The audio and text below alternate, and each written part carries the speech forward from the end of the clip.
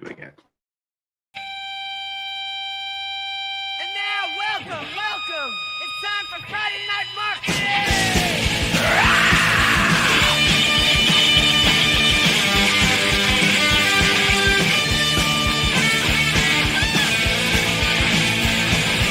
We're gonna rock. We're gonna roll. Get real and bold. Come on, join the show now. It's about to unfold. Get raw, get real, get results now. We're the latest steel, making waves loud. On this stage, we ignite. Every Friday night, brand new fight.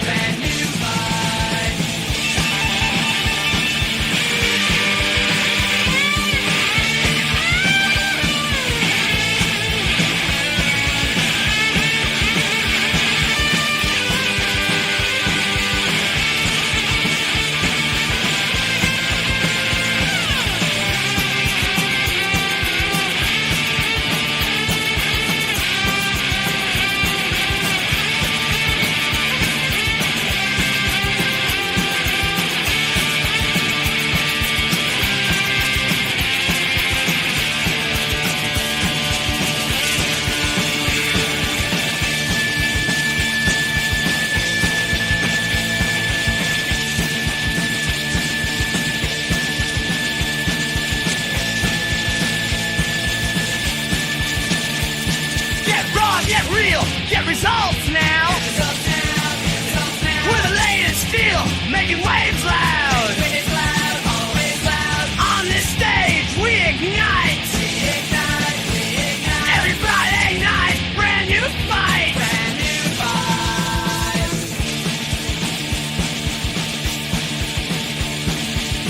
In the spotlight, feel the fever. Every pitch and quest. Dreams are big, get bigger tonight. Push the limits, reach new heights. So grab your seat, don't blink an eye.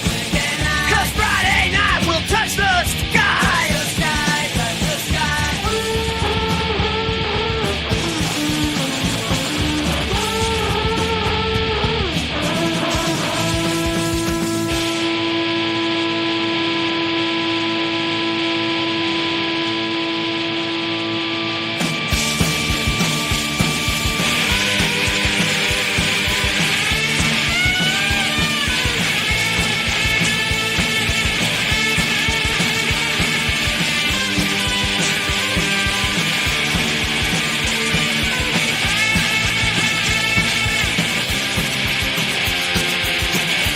And now, welcome. It's time for Friday Night Marketing Raw.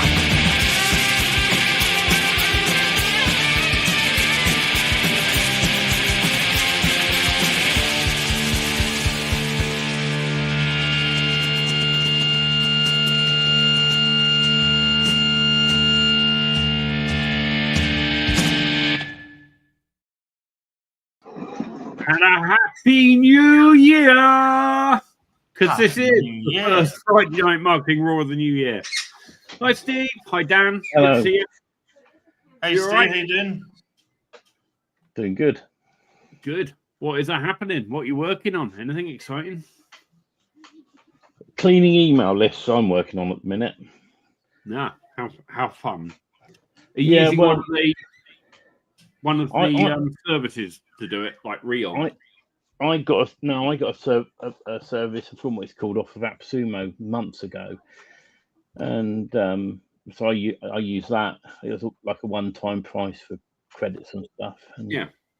And but it's interesting when you run it that I put one email list through that I've got, and it ended up being about 50% was crap. It said you just didn't deliver to it. So I cleaned that up, cleared them out, and re-uploaded them to my to SendFox, and I'm actually now getting a 73% open rate. Nice. And you finding SendFox all right? I got a SendFox. I only use it for King Sumo things outside the IM niche. So I've added my own domain name. You can add multiple domain names to it. And I upgraded to $10 a month for unlimited sends. Right. Do they limit your sends? If you don't pay them, you can only send so many a month. Or, right. But I've got unlimited sending for $10. I'm not complaining. I've connected up 3 different domain names. A little tip with SendFox that I've picked up on: when you add your domain name, right? I thought that it would always send it from that domain name, but what you have to do is where it says the email address, you have to make sure you use that as the sending domain. If you put any other email address up at the top of the message, right, what will happen is it'll just say it's from SendFox. And I didn't realise that until this week when I sent an email out to people, and I put a different domain name in there. So I've now connected that domain name, and it shows, accordingly, you can connect unlimited domain names to it, which is great. I used to have multiple SendFox accounts, just the basic. But what I like about SendFox is as you grow, you pay a one-time fee to upgrade how many subscribers you can have. So it just means you can start on 5,000 and work, and when you need more, you just pay a one-time fee for more. And if you want unlimited sends, you just pay $10 a month. It's so cheap. Yeah, a lot less than I'm paying with Aweber, I tell you. However, on the topic of Aweber, I have noticed of the last since I've come back, so maybe the last sort of week and a half, it seems to be getting very good kind of open rates. And I wonder if a lot of that is because a lot of the crappy senders have moved off now. Whether or not we've got some slightly better IP addresses. Yeah. All those ones that were complaining when the price went up. And I was thinking, what the fuck are these people doing? They're all going, they must have to, if they're moaning, they got big lists, right? So, and there were people going, oh yeah, my list is so many 100,000. And I'm thinking, what? And you can't. And they're only making 500 a month, right? Yeah. Well, not even that. Yeah. And you're like, yeah, your list is burnt out, shit, dead crap. And if that's what they're mailing, their sender reputation scores for their IP pool is going to go down. And so now if they cull that deadwood, then yeah, I would imagine the deliverability would fly through the roof. I've been quite pleased last week. And like I say, we know ours has gone up a little bit as well. Ours went up, of course, because we do what it was not so many of the mailings. It's, of course, your automations and all of that sort of stuff. So once all of those things kick in, if you come off the back of a launch with automations, it really goes up, right? Yeah. And so ours has gone up a bit, but it's still well and truly worth it. We're still making a hell of a lot more than we spend. So, Yeah. Yeah, it made me laugh watching all the people freaking out about that. And I was just thinking, well, what are you playing at? Because, you're sat there going, I've got X 100,000. I thought, if I had that many on my fucking list, I'd be a multi-billionaire. Wow. Because I know the kind of rates I get. But the fact is, I'd never get a list that size because I clean my lists all the time. Yeah. And do you know what, though? I had a client who came in and he said, oh, I was following another marketer and I won a competition and I won 1 million email addresses. He was like, how do I mail them? And I was like, what do you mean you won 1 million email addresses? Like what are you talking about? And he said, well, they had a competition and I won 1 million. I was like, okay, where are these 1 million people from? Oh, I don't know. How did he get them? I don't know. And he's like, should I just upload them to Aweber? I was like, well, if you want them to block your account in the next few minutes, yeah, go for it. But otherwise, no. And he was like, so what do I do with them? I was like, well, you put it in the trash where it belongs and you start building your own list. Right. He's like, but it was a prize I won. And that isn't a prize. That's like, well done, you're the winner. Oh, what I won? A great big millstone to tie around your neck. Yeah. That takes me back to, do you remember when there were certain marketers who were selling Google Pixels to put on their launch pages? It still goes on, it seems, because if you ever look at some of those people, like the chap we mentioned earlier, who Yeah. well, we'll tell them, because I think David Jock's funny. But yeah, they still do that shit if you actually look at their pages. They're all doing that for retargeting purposes and whatever else. And they're all swapping lists as well, which is why you can't get off certain lists. Because you unsubscribe, they resubscribe you, or they chuck you in there. Fucking go. Their webinar one's the favourite. I can't tell you how many webinar things I get notifications that I've registered for from people like Brendan Mace type deal, and I'm like, I've never registered once for one of your webbies, so that's bullshit. I love it when people take the time to unsubscribe, because if they're unsubscribing, right, they're not interested in what I'm doing anyway, and I don't want them on my lists. I used to make the mistake with SendFox by when it went to unsubscribe, I thought you had to remove them, but you don't. You just leave them. Right? If you really want to do it properly, then you go and find the contact in your contact list and delete them. But the fact, I've put a lot of hard work into my email list now to build them up in a way that I'm getting that out of a couple of thousand people. The 70, I think it's like 73% open rate.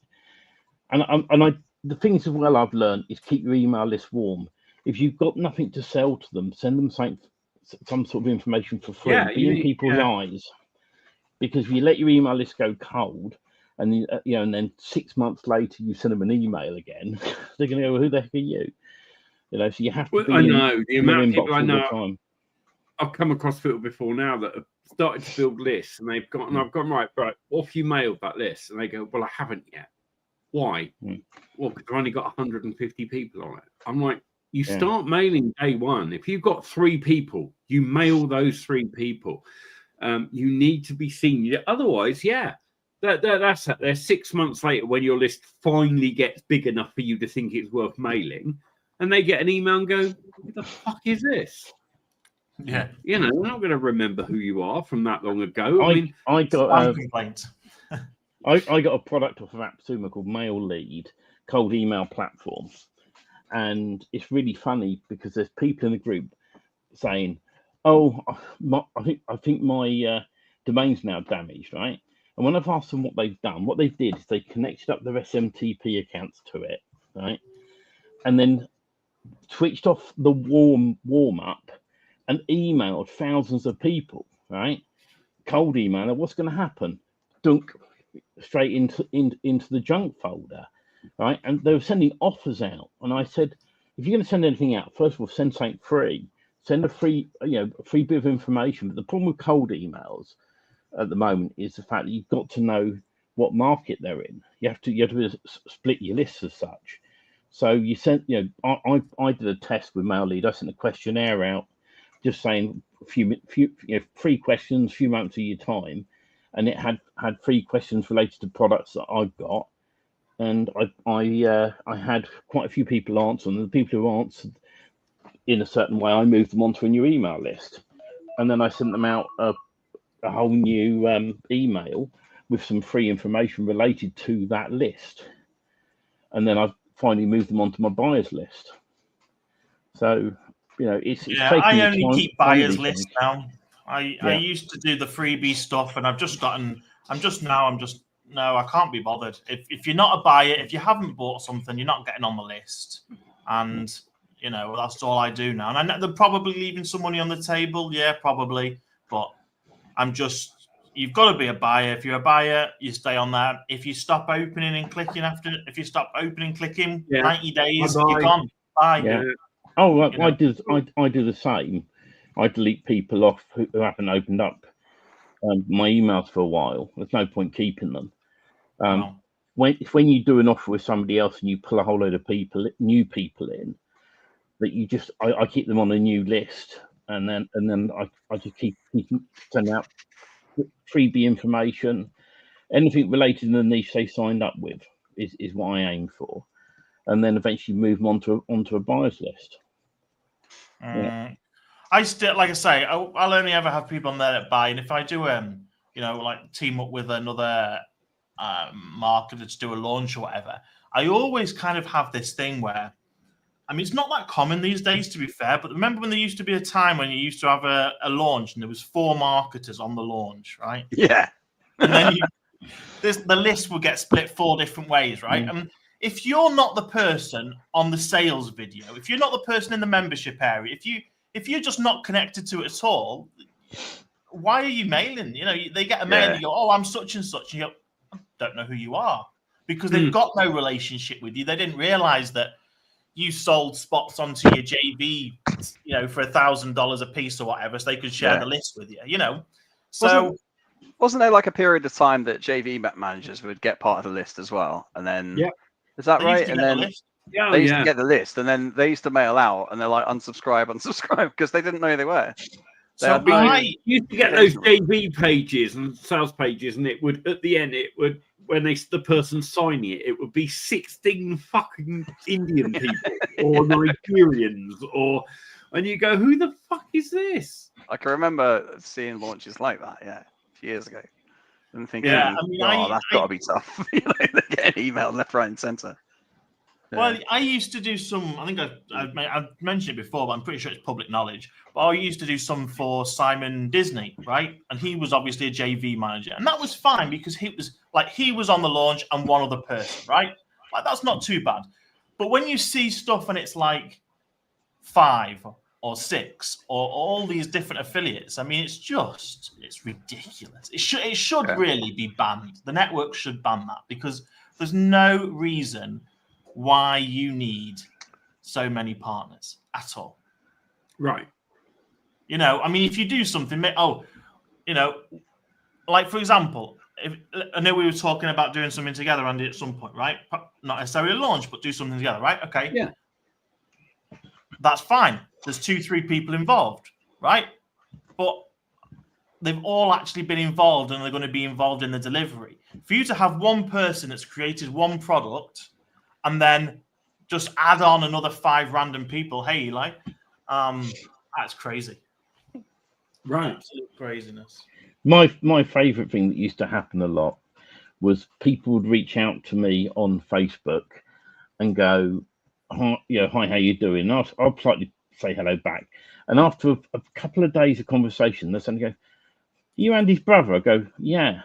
Oh, I've been trying to get hold of Andy, and I learned very quickly, right, just turn around and say, well, there's probably a reason that Andy doesn't want to talk to you. That's what I started saying now, because I remember the first time it happened, I said to Andy about someone who wanted to talk to Andy. In fact, we did talk to this person. Andy will probably know who I'm talking about. I'm not friends with this person anymore, and this particular product did mass pages, and he was demoing it to Andy and couldn't prove anything with it.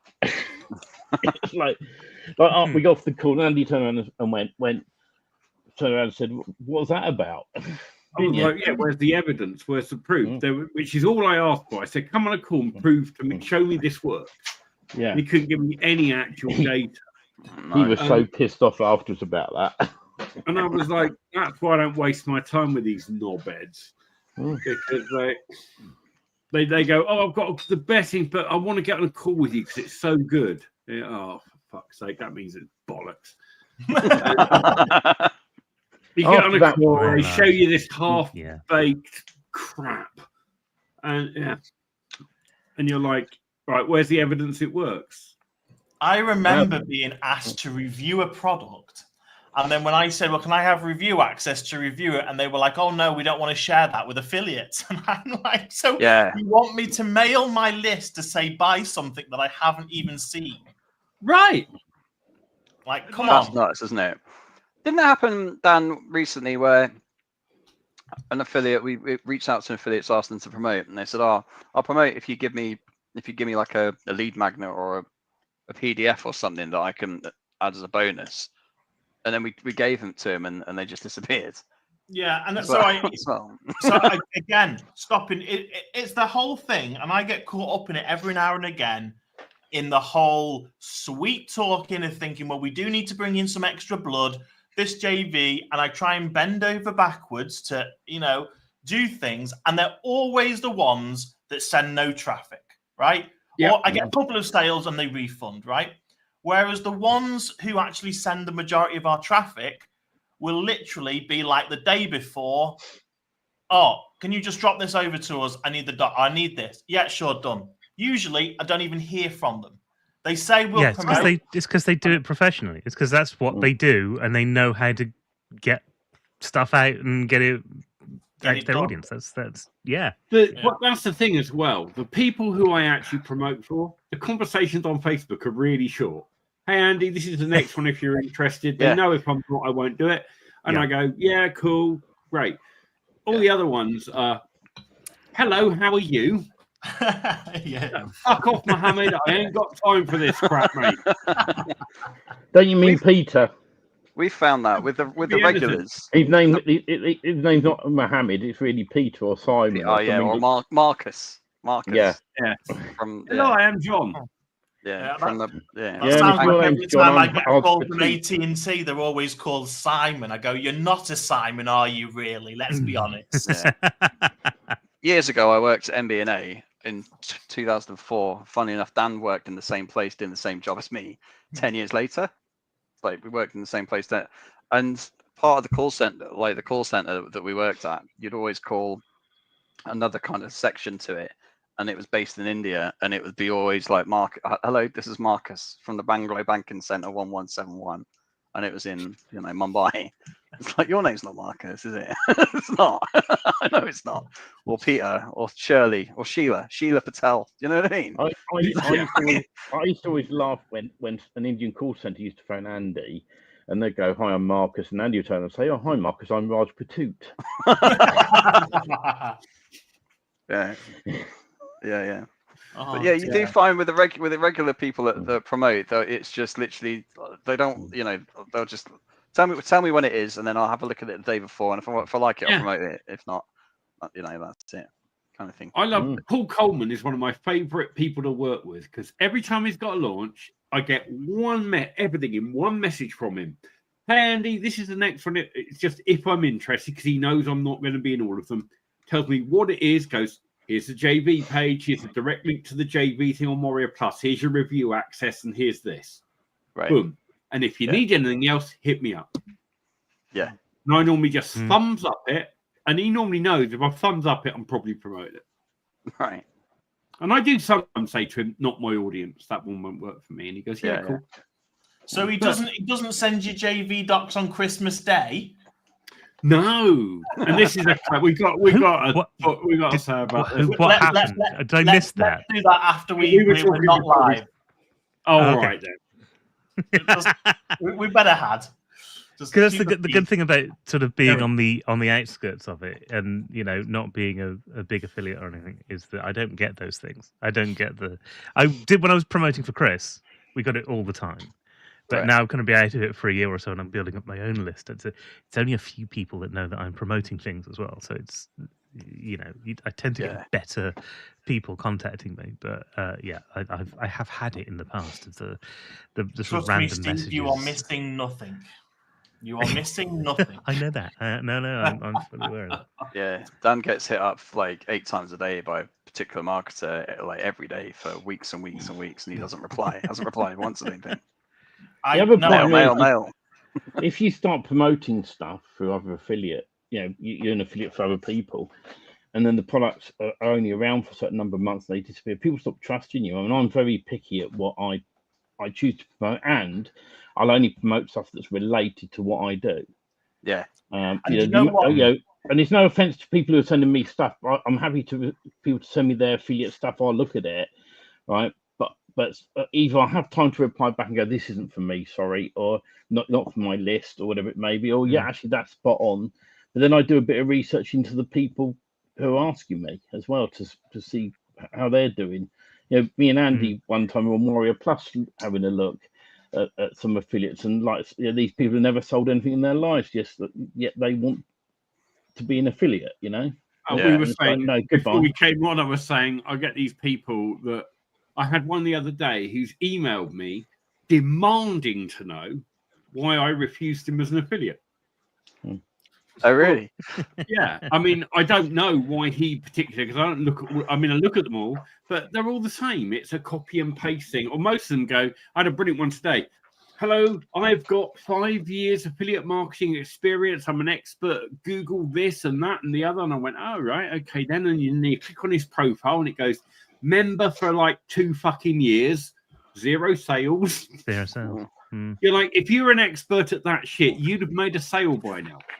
At least one. Or what's worse is when you get someone, you've got a couple of 100 sales, and on the face of it, that looks great, and then you see the refund rate, and it's appalling.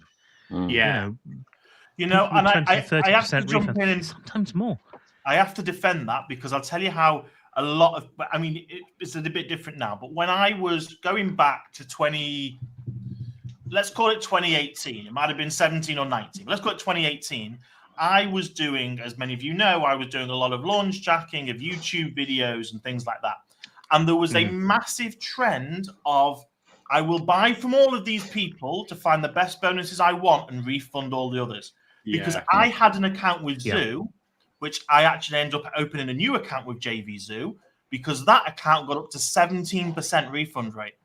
And I was like, I was struggling to get approved. And I'm going, what the hell is going on? And I started again and started being much picky about what I promoted. That was the other thing I was learning, you know. And that started getting better. But there was a time when there was real bonus hopping going on, and they would just buy a load of the same thing several times and refund everything else.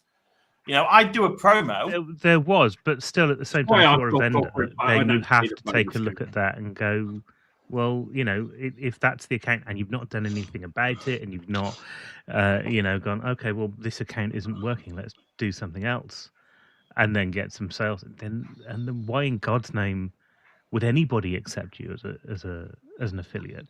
Whereas actually there are a few things out there that you could get affiliate status for and start promoting and you know, do relatively well without the refunds coming in. Just to get a few numbers under your belt. That's really, I think, what most people want to see. If you're new, you just want to see a few sales coming in and not a massive amount of things on the other end. You know. Yeah. And well, the other thing is then affiliates go, oh, how are you going to get started? There, so many of my basic products on Warrior Plus, all the cheaper entry level stuff, nearly all of them, if you buy it, you're guaranteed approval. Right, yeah, none of them buy it. But when I started out and I had no reputation, I used to go fucking buy stuff. I would buy it, review it, be an affiliate and make sales. Then after a while, people sent me stuff. I didn't expect it. But nowadays, affiliates think, well, I'm brand new, but just because I'm an affiliate, I should get it for free and I should get this and I should get... No, prove yourself first. And if you're not prepared to buy a product for $10 to see if you like it enough, this isn't the business for you. Yeah. I laugh at those affiliates that they basically they go on YouTube and they're talking about the product, but all they're showing is the bloody sales page. Yeah. I never buy from them. You know, it's got to be someone who can show you what the bloody product does. I don't care how many bonuses they're going to blooming offer me. In fact, 99% of the time, if it's got too many bonuses, I don't want it anyway. Because I am wondering how well that launch jacking model is working now. I know it used to work like crazy in the past, but if you've not already got a pre-built audience that you're sending to the video in the first place, you know, just as on an organic traffic thing, if you put a product name in there, you're not going to get many click-throughs. You might not get many people who are actually interested in the product. So is that still a good way of starting out, or is that not doing the job anymore? And if so, what's the next step? I mean, I definitely personally think that the best way of starting is to go, right, I've got this budget, let's put some adverts together and get people buying in the first place. I think there's definitely, look, I think, because obviously, as you know, I've done this a lot and I still do it from time to time, right? I still, and it's a bit different because yes, there's a small kind of built up audience there and whatever, but I still find that it's a decent way. However, there's a few things about it. You've got to do it the right way. And I think people now Sure. are not, they're not willing to accept the whole, there's $2,000 or $20,000 or $100,000 of bonuses, right? That's all bullshit, right? You can't, that you buy my $10 product, I'll give you $100,000. Just send me the cash, right? Like, that's not going to be a thing. Real world value. Yeah, real world value. That was And it. in Yeah. the real world, when Yeah. you have sold that for $500,000 fucking quid, and I believe you. And that is a big problem, because there are people who just buy a product because they know they're going to get a particular bonus that they're interested in, and that's no good for anybody really. At the end of the day, okay, you'll make sales and things from it, but ultimately, if you're in this business to help people at some level, you want to be able to do that, and you can't do that if you're selling it to the wrong audience. was looking at products. I went with that, and I like I say, tried lots of bonuses, few bonuses, no bonuses, and I found the sweet spot, to be about 3 good bonuses that no ridiculous claims. This is what they are. Some of them I might have given away for free at some point. Something else I might have sold or I've created just for that, and I don't put a value on it. Usually, I just say these 3 bonuses. This is what it is, and tie it in. Right? If somebody's buying a product, if someone's buying a funnel and page builder, right? They probably don't need 200 royalty-free songs, right? Like, it doesn't really tie up. So, but they might use 200 royalty-free images, right? So because they can use that inside the thing backgrounds that or they're buying. something that they could use that tie in, and that's what. Again, if you do that the right way with launch jacking, so that somebody goes, and then the other part of launch jacking is it has to be a big enough bloody launch. There has to be enough big affiliates, and you're talking about the biggest of affiliates, a lot of them who don't use bonuses, because those are the people who are going, they're getting the email going, okay, product X sounds pretty good in the email. What is it actually? I want to see the inside. I want to see a demo. And B, let's see if I can get some extra bonuses because affiliate's not giving me any. Right? That is where it can be successful and good. But I think the way in which it was being done by a lot of people, which was just copy paste, put the shit out there with a huge things of bonuses, no. And the worst ones that I see now is if you go and search, you probably see it now. Go and search for any product that's just launched. You can probably go and search for one of mine. I looked at it for Commission Crusade when we launched, and there was about 10 videos that are probably not ranked now, but about 10 videos that ranked at the time that were literally had nothing to do with Commission Crusade whatsoever, but they just used the fact that it was a launch and there was a keyword that was likely to become popular for a couple of days to hijack that traffic and send them over to something completely different. Yeah, and that's what really winds me up. I couldn't believe it the other day. There was a product on a digital product online. They actually sold out. Couldn't believe it. I mean, I guess they had to go and like buy some more and get them back on their imaginary shelves that are stuck behind them. I mean, it's just unbelievable that was. I mean, at least they do run out, because when you see it, this is only 2 copies left. I go, is there though? Is there only 2 copies? Yeah, well, I'd rather be honest and say 2 copies at this price, and then put the price up. That's fair enough, you know. Absolutely, but to say 2 copies left, that's it. You know, they've sold out. Damn. Yeah. That's one of the. Oh no! Good news! I just went in the warehouse. I've got another pallet load in of that digital product. Yeah, I think one of the things that we found well was a dime sale, so it goes up. That's been working well for me as well. Yeah, that was good. Yeah, that came for us out of Simon Harris from JV Zoo. He was like, just make it into a dime sale. Conversions will go up, and I was like, they do.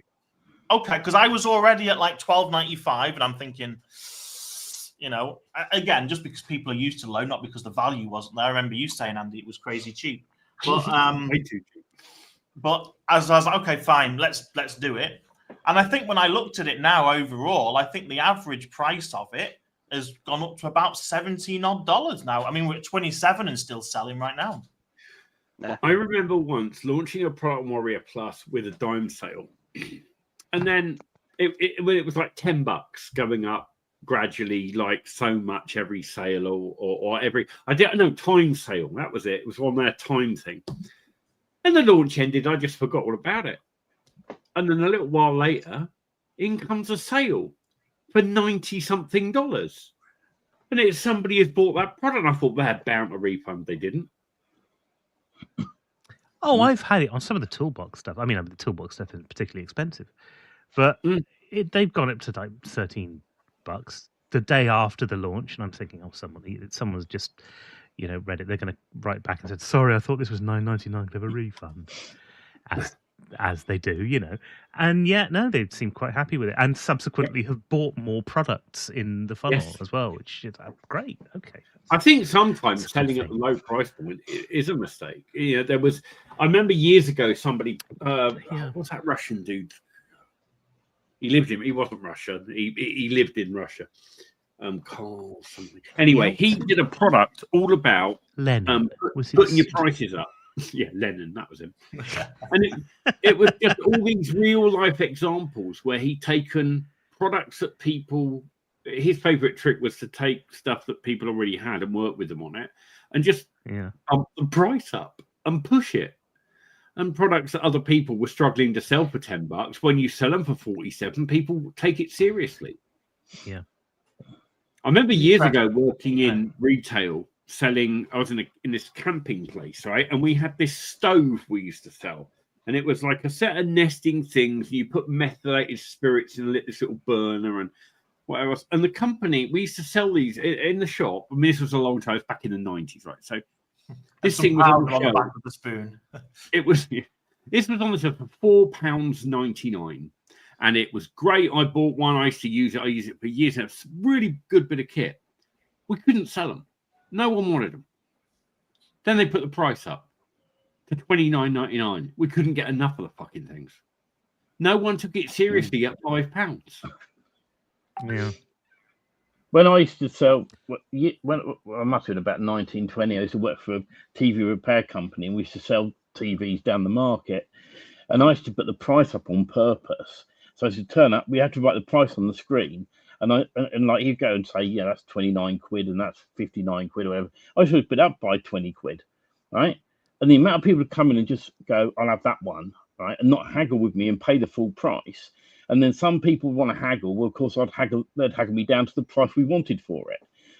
And it was great. I used to go back and John, who was running it at the time, turned around and say to me, how did you get 20 quid more on that telly, but also get my asking price on all the other tellies and sell out? And I'd say, well, it's just a gift of the gab, really. Someone offered me 20 quid more for the original price. So it wasn't, I told him eventually, but it's just the fact you could put a price up on something and someone would value it more for some reason. Yeah. Something's worth what someone It's interesting that I came across that yesterday. Yesterday I went to Burford. They have a garden centre there. I went with Mum. We don't get out very much, so occasionally, trips to nice places where we can have lunch and stuff is not a bad thing. They've got a really nice bookshop there. And in the bookshop, they had these little globe things that you can put on a stand and they light up. They're the sort of things that you'll find on Temu and cheap on Amazon for like 20 quid. They were selling them for £50. Yeah, it's exactly the same thing. And the only difference in that instance, actually, was the location. It wasn't even the brand or anything like that. It's just the location. And it's amazing how things like that, those little tweaks. This is what I've said before about costly signaling. It's the same thing. You put something in a place where people expect to spend a lot of money, and they'll expect to spend a lot of money on it. Mm-hmm. It's like the stuff that's selling on Instagram at the moment. The if you look into what people are doing with the self-liquidating offers at the moment on Instagram ads, they are price points from like $37, $47, and yet they're the same sort of products that we'd be selling on Warrior for $10, $20. Did you see the news, the fake news article on Facebook the other day that the UK Temu factory went up in flames? The insurance assessors have assessed it for 58 cents. Yeah.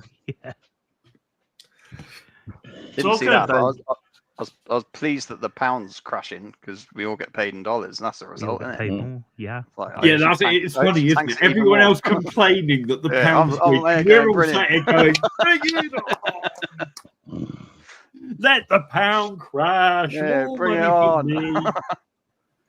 I mean, we have to ride it out the other way too, where the pound Yeah, goes yeah, yeah. strong, and Well, but Mm. yeah, I remember. And we I remember- have done over the last couple of years. We you know, have it's done a been- Yeah, we've been done quite, all right. You know, It's been quite decent, strong, yeah. When I first started Yeah. in the industry in 2013, if I made Yeah. $1,000, I'd get paid about 550 quid. I remember. Yeah. That's what it was like then, and now it's Yeah. what eight. If I made $1,000 now, it'd be what 810. Yes. Right. Thanks very No, it's much. a little bit more than that because I've just done it? a 900 and something, and that's worked out $1,000. That's it. Yeah. Bloody hell, dude, But bring it then on. that Long may it again, you know, continue. that that's with the pound as is. I remember there was one year where it had dipped very for a brief period, and I think I made nearly twice as much money on that 1 week just because of happened the change. It happened in 2018, 2019, something like that. No, it was 2015 when Brexit happened. I remember because I was. Oh I was yes, on it might have been tour when in Brexit Turkey. happened. Yeah, it could have Yeah, been. yeah. That's Mm. when it really kind of tanked. Yeah, that was really good. that was the only good thing that came out of Brexit. Wasn't it? Yeah, it was. Yeah, for a while we were a bit, but the nature of the game, though, isn't it? Yeah, of course it I is. always leave money in JV Zoo or Warrior Plus and take out trying to be optimal times to withdraw money, and I always sort of like to see what's going on. I tell you where we notice. I mean, obviously, I do still send some money out in the UK because I still have accounts there and stuff in the business, but I tend to get obviously a lot of it in Mexican pesos, right? And so for us here, what really depends on it is US elections, right? And so on this last election that it was, okay, I've got X amount sitting there in those accounts. Do I believe Kamala Harris, is going to win, or do I believe it's going to be Trump? And I was there and I was thinking, I think it's going to be Trump. So I'm going to leave the money in. Now, if it's Kamala Harris, we're fucked because the peso will go up very strong, right? Thankfully, Trump came in, and that money, just by leaving it there, was worth an extra $500 3 days later. There you go. Jesus. All I did was just change the day to make a withdrawal. That was it. Yeah. We aren't quite so volatile, unfortunately. No. Not now. So Thank you can't really hover around like that with. But it might still sterling, be but it 20 just quid doesn't- difference. It might be 30 quid difference, depending on It what you're could be withdrawing. something like that. Yeah, it could be. You You know? know, the difference between your coffee bill spend for a month or something, which isn't insignificant. For a day, if you're me. Because I get paid a lot of stuff in US dollars, like most of you guys do. My hosting used to be UK pounds for a long time because it's a UK company. Then they introduced the US dollar on their system. So I emailed their support and they switched it to dollars. Comes out the dollar account, which means it means I don't have an exchange rate in the process in between, which has saved me money. And I try and do as much of that as possible, and then what's left I transfer to myself. So on a conversion. I'll tell you a good tip as well that I've been doing recently, because obviously, I kind of have a presence in the US, a presence in Mexico, and a presence in the UK. I always sort of look at everything from the 3 different countries before I buy them. And Vimeo was one that was insanely cheap to buy from Mexico. Yeah. Vimeo on a yearly pass was US was quite expensive, UK more expensive, but Mexico, and it's the exact same thing. Identical product, but a lot cheaper. So I always look at the 3, and you'll find certain products that their pricing that they try and get in different regions are very different. You used to be able to do that with Netflix, and then they locked it down. So the country you buy it from is You any could do it country with you can bloody YouTube watch it in. Premium as well. For a long, I don't know if you still can. I pay the UK price now, but for a long time I had my YouTube Premium. I can't remember. It was either Turkey or it was some obscure place that I was buying via with a VPN. Moment you got the account approved, just log into your UK account, It's all there. And it was You used to costing be me able to do like that £2 with- instead of 10. You used to be able to do that with Adobe as well. And Yeah. arguably, you probably still could, and it would probably save you a hell of a lot of money, you know. Yeah. But You can again, still it was, do it their with price Xbox was, Live and stuff like that. yeah. Their price Yeah, was I tied do to that all the whatever, time. I just you know, can't be arsed. $59.99 was in whatever currency. Yeah, I know Adobe now. So Adobe here is now priced in USD. It used to be Yeah. in pesos, but it's definitely in euro. Because I had an account for many years. The kind of the Creative Cloud, I think it's called. You know, the monthly everything thing. Yeah. I had that for years back when I was doing this YouTube stuff, and then I got an email from them saying that your price was changing and it was going to be going to $59.99 US a month. And I was like, that's bloody 3 times the price. No, thank you. I'll look elsewhere. So there's definitely Well, some the thing companies with- that have found that and gone, let's just make it USD across the board. The thing with Adobe is one of those companies where you can go, okay, I'm going to cancel now, and they will give you some free sort of months. deal. But it's not always as good as you'd like it to be, unfortunately. You know, Yeah. it's not always, but we'll reduce it this much every month. Sometimes we'll give you a Sky- month free. Sky or something used to be like that in the UK. My plan, which is just the photography I've plan, never which is paid full Lightroom and price for Photoshop. Lightroom and Photoshop has gone up from $10 a month to $15 a month, which is I don't. There's no real benefit to that for a lot of people. A lot of people don't need it, and if I wasn't doing some of the stuff that I was doing on it, I'd get rid of it because I've already got Affinity Photo, and that can do 90% of what I wanted to do anyway. I went through all my subscriptions just before Christmas and went, not Yeah. using that, get rid of it, delete that, and I cancelled it. It's a good idea. I worked It's a out. good idea. I'm saving myself about $250 a month now. It's mad. Like isn't it? all the much? stuff I've cancelled because my view is if I want to use it again, one or two things will happen. I'll reach out to the vendor and I'll say I want to come back. What's your best deal? If there isn't one and I really need it, I'll pay the full price. You know, but the difference is I could have saved 12 months worth of money. You know, so the money Well, I you've saved for saved that three year. $3,000 a year. You've just saved. It's crazy, isn't it? Yeah. Yeah. You know, it's nuts. I mean, now It's- I've got rid of. In fact, Andy was saying on the live earlier that you know I've got rid of ChatGPT and Claude, and I know you have as well, and that's saving £30 a month because Abacus is £10 a month. But Yeah. that's a lot of money, really, when you think about it. Actually, that money could go into my business.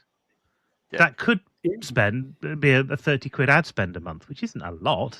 A lot of people spend that in a minute, but it's still money that could be spent on getting people into my business as customers rather than on a tool that arguably I use, and it's a good tool and everything, but it's not a necessity for what I do. It's $30 you could be spending on hookers and porn. It sure is. Very cheap hookers. We don't get cheap hookers in Gloucester. No, we don't. In Gloucester. Like, No, Well, you- we do at the docks, but You're going to that's- get a Cardiff for that. It makes me laugh we- being on a webinar with Dan, right? Because with the plan that we've got, if you get an hour like for free within your subscription, but every minute over you go, you get charged $1. I think it's per minute plus per person. So he finishes at 59 minutes every single time. I kind of got it. Well, to be So fair, funny to watch. we've always just kind of He's just. like, way he's spent like, that oh, he's time. rushing it. Why is he rushing it? Oh, I've got 8 minutes left. You know, like, it's not- hilarious. But it's one of those things that we always kind of look at because, like, it's just a ridiculous overcharge.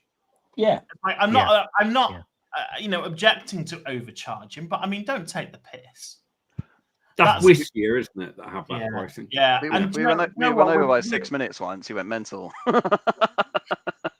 Yeah, because all I'm thinking is, Jesus. I mean, the first app we sell is just to pay Wistia. Yeah, exactly. that is a big problem, I think. So, It's, Wistia is I a mean, fantastic platform, but it's always been like the premium price. Yeah. It's, always It's been really the big good. cost. I'm impressed. Yeah, with it is really good. overpriced It's really is what it's been for what it is. Actually, I Yeah. think it is premium. You're right. It's good, but it's always been overpriced. I mean, even now, like we use Wistia obviously for the webinars. We use Wistia for sales pages because I like it for sales pages. but I couldn't imagine using it for membership area content. It's just so expensive. I use Vimeo. Yeah. Crazy. Vimeo cost me next to nothing a year. Wistia would be several $100s a month to just host what we do there, you know? I still think you should try Bunny on a launch and see Bunny. how different that is in terms of cost, because I put 10 quid in over Christmas and that's all I've spent on it for a year. It You is get a What lot site- of what plays site's that? videos of sales videos for a year. It is dirt cheap, even though you're paying per view. You know. Yeah. But obviously it's 0.0000 something, I guess. Yeah, it's like API. It's like the same as API usage on things, isn't it? It's like I've got a few products now that are using AI behind the scenes to do some of the stuff, and obviously that's an API call that I have to pay for. So when Kurt and I were first planning these things out, Kurt went, the problem with these AI tools is you can't possibly do anything other than sell them monthly. And I went, yeah, I agree, because at first, OpenAI's API costs were quite high. Now, Together AI, which is an alternative you can use, it uses different models, but the API calls are 100% compatible with OpenAI's. So all you have to do is change the endpoint and the model name, and it works. So I started using that. I signed up for an account, and they said, "Yeah, we give you $1 of credit for free." I'm like, "Oh wow, okay." Very generous. I chucked $50 on it, and then I started releasing some products that were using it. I haven't. 3 months in, I haven't finished using the free $1 yet, and I've got customers using that software. So and I've sold it, stuff like you, and I'm like, you can sell this at a one-time price because it's the build plan. The other thing is as well with an AI tool, anything you release like that has probably got a 6-month shelf life because AI is changing so quickly. So in 6 months, no one's going to be using your tool. So if they buy it cheap now, they're going to use it a few months. They're going to be happy with that. And I'm like, you may as well sell it at a one-time price and just get the people in, and then, you know. And of course, you've got to factor in the amount of people that don't even use the tools that they buy. It's true. You know, the build thing on Together AI also gives you free Llama 11B, 11 billion, and Flux 0.1 Schnell. So if you're using any of those endpoints, you're not paying for it anyway. Yeah. And that's the other thing that you can sort of take into account. If you used, say, OpenRouter, which has got a very similar sort of thing, there are free models built into OpenRouter as well. So if you based your app on that, even if you told people, well, you've got to go and get an OpenAI API key and put it into my software so that you can use it, they still wouldn't pay any extra money for it, which is pretty cool. You know, and right now, and I don't know how this will work out in the long run, but right now, Google's stuff is free, and the new Google stuff is every bit as good as ChatGPT, Claude. Good for different things, obviously, but the Google stuff is really very good. And you can, you get somebody to get their own API key for Google. They won't have to pay a penny for usage. The only problem is that some people genuinely fucking you go, I just got to get an API key. And you go, I can understand. It's literally just going here and clicking and copying and pasting. That's all it is. But so that's why on some of mine, I've just gone, you know what? I'll absorb the API cost. I do so much business of my own through those things anyway and use them anyway. That absorbing the little bit of user cost is nothing. So, and it makes it easier for. And the other thing that I find hysterical is you can release these things. So Steve and I did a product called Pitch Pal, and there was a reason for this. He had an opportunity to pitch in front of a bunch of people, and he came to me and said, I don't know what to try and sell them. And I went, well, let's go for something that everyone there would be interested in. I said, so what do they have in common? Well, all the people on that call are there learning how to pitch and pitching their own stuff. So I said, why don't we write a little tool? We'll call it Pitch Pal. And they go in, they put in their product details, and it writes them a pitch base. And you can choose how long you want it, 1 minute elevator pitch, 3 minute, 5 minute, 10 minute pitch. And it will spit it out. And he did, and he was like, brilliant. So I knocked this thing up in an evening while he was with me online. I'm like, I'm just going to make this now. And so when we released that, we did, I can't remember the exact pricing. It was cheap on the front, like, was it 10 or 15 bucks front end? Something like that, yeah. What we did, we said, we went, and you can produce up to so many pitches with it. I can't remember what limit we put on it, like 50 or 100. No, look, any business, how many fucking pitches are you going to need to write? You've probably got 1 or 2 products. You might want a 1 minute and a 5 minute pitch. You're going to need to use it half a dozen times. We put a bump on it where give us an extra 20 bucks, you can have unlimited use. Nearly everyone bought that bump. And yet when I go on to the usage, how many people have used PitchPal? Well, some of them haven't used it at all. Some of them used it once or twice. Yeah, they've all went, I'll have the unlimited. I don't want to risk not having that. So you're like, I'm like, no one's ever, with the money we take on that, no one who's bought it is going to ever come close to the API credit cost that would wipe out any profit on it. So it's pretty common. That's pretty standard, though, isn't it? It's pretty common. That's not unusual. It's like, you know, and it's good to, yeah, it's decent, that, isn't it? Good deal. Well done, Steve. It's quite funny. Me and Andy will get on a call. I enjoy working with people because, like, you know, I've got another friend of mine who jumps on the call with me, and he's really struggling for money. And I said, what are you good at? And we bounced some ideas back and forth for about half an hour, narrowed it down to 2 ideas, then narrowed it down to the 1 idea. And it was training he did in the end. And I said, right, I'm going to check in with you in 2 days' time. Make sure you got the fucking training done. Otherwise, I'm not going to waste my time with you. He got the training done. And in fact, he'd done the training, done the back end, done the sales page, done everything, and launched it, and made about 5K.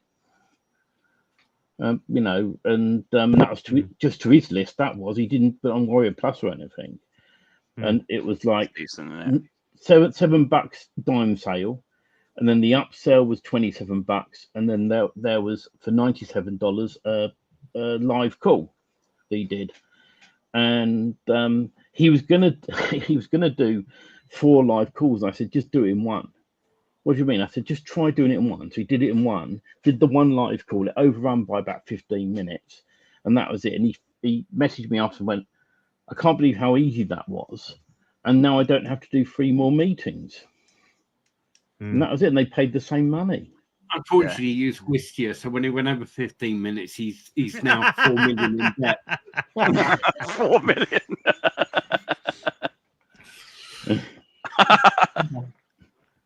Right, we've got to answer the question because we haven't done this year yet.